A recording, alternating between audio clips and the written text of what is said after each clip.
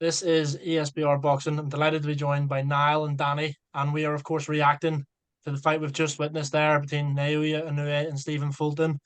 It was for two belts at super bantamweight. Obviously, going into the fight, Fulton was the champion, the unified champion, both undefeated, but not anymore, as Naoya Inoue emphatically stops Stephen Fulton in the eighth round.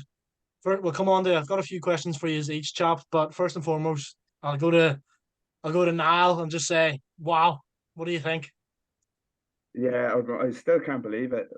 Anyway, he never ceases to amaze me, really. Even though a lot of people would have probably backed him late either by decision or stoppage, but we were just talking off camera there, to make it look that easy from the start against an undefeated world champion in a new weight class, it's just incredible. Fulton just couldn't get any sort of rhythm or timing on at all.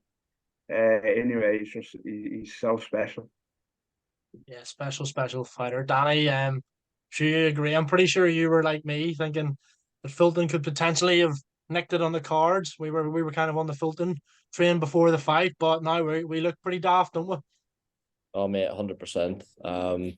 Even though Inoue was the bookmaker's favourite going into the fight, I didn't see anyone online predicting to have that comfortable a night from Stephen Fulton. Won every round for me anyway.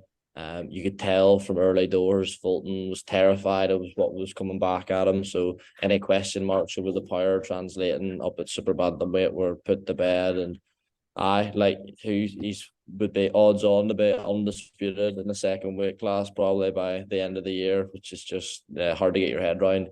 I think obviously with Spence and Crawford coming up this weekend, I think the consensus was the winner of that would probably be pound for pound number one. But regardless of what happens in that fight, I think it'll be pound for one personally after that. Very interesting, I think. Yeah, obviously a lot of people were saying about Inoue being top three pound for pound, but after something like that and just the way he won there, I can't really disagree with you, to be honest. Going back to you now, I was kind of again we spoke off camera there, and whether you had it 7-0 to a new air or whatever, or 6-1 or whatever it was, do you think that Fulton? I think it's fair to say Fulton's best round was the seventh. Not necessarily won the round. I think he maybe just edged the round, but he landed a couple of big shots that looked to have an effect on Inoue. Do you think that maybe gave him a little bit of confidence, thinking, do you know what, I can hurt Inoue, and then that was the kind of that was the undoing of him the round later. Yeah, as you say, he'd kind of the consensus was he did lose everything up to that, and in the seventh round he hit him with a right hand. I seem to remember correctly, and it did seem to catch Inoue's attention. And you're thinking, even though it was a bit late in the day, is this the kind of tide turning? And his confidence would have been up going to the corner, and then how demoralising it'd be coming straight out and getting dropped with a beautiful shot like that in the eighth. Yeah, what a fighter is, Fulton starts happening his best round of the fight, and then next round, he closes it out in. So yeah, just a scary good fighter. Yeah, man, it was emphatic. It was incredible. I mean, as I'd said, I thought Fulton had a chance going into the fight. It's not, it wasn't my most confident of picks. But yeah, I definitely think he had a chance. So going back to you, Danny, just before we kind of wrap it up, I think do you think that it's almost nearly a foregone conclusion now that Inoue becomes undisputed champion at 122 pounds now as well?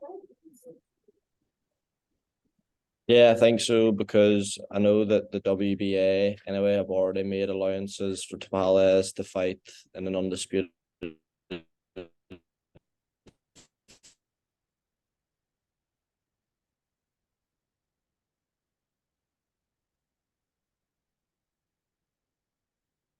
I think Danny, you've cut out there. So Niall, do you think that same question to you? Do you think that he would become undisputed at Fight super as opposed to bantamweight? taking on his mandatory. And even though it's like a daunting prospect for him, it's still. And don't get me wrong, Palace had a very good upset win, and I would bet my life he's something. Sorry, I was just picking up sound there from Danny's. I don't know. Could you repeat It's, that question, Paul? Yeah, same question to you, Niall. Do you think he will become undisputed? Yeah, I do. yeah, And I think yeah, I can't see who's gonna, get near him. We were just talking there off camera again about that. I can't.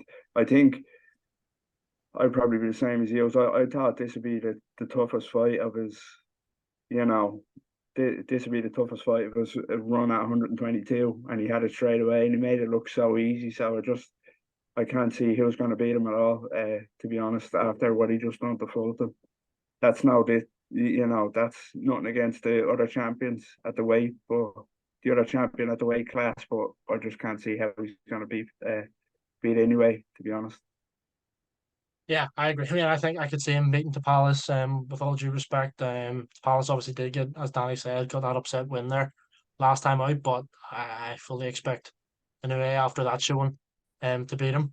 I think we've lost Danny, but now just to finish, how many weight classes can Inoue become world champion at? Obviously, that's his fourth there at super bantam. Could he win the world title at feather, super feather, lightweight? How is he going to go? I think I was thinking about this question earlier. I think he can go to featherweight. I wouldn't put it past him going to featherweight with his, speed, and I'd say his power could carry up to 126 as well. Maybe not lightweight. I think lightweight might be a bridge too far for him, but I wouldn't write him off against any of the champions at featherweight. At least I don't know about going undisputed at featherweight. I know we're jumping the gun a lot there, but I do think he can move up to 126 and be very successful. Yeah, so I think 126 is a ceiling, but I think he could do very well there too when he does move on from super bantamweight. Yeah, man, I agree. I think it's a scary prospect for anyone. A bit. If I was a featherweight, if I'm a world champion at featherweight, I'm thinking, no, no, no. You stay at bantamweight. You stay at super bantamweight, mate. Don't you be coming anywhere near ours. Or if I Yeah, was a featherweight, I'd be maybe moving up again to super feathered absolutely. to avoid him. Yeah, Well, listen, I'll appreciate your time as always, mate. And unfortunately, Danny had to dip out due to his connection. He was at the airport. But yeah, thanks to both Danny and yourself now. Enjoyed that. And yeah, special fighter, Naoya Inoue. Thanks everyone for watching.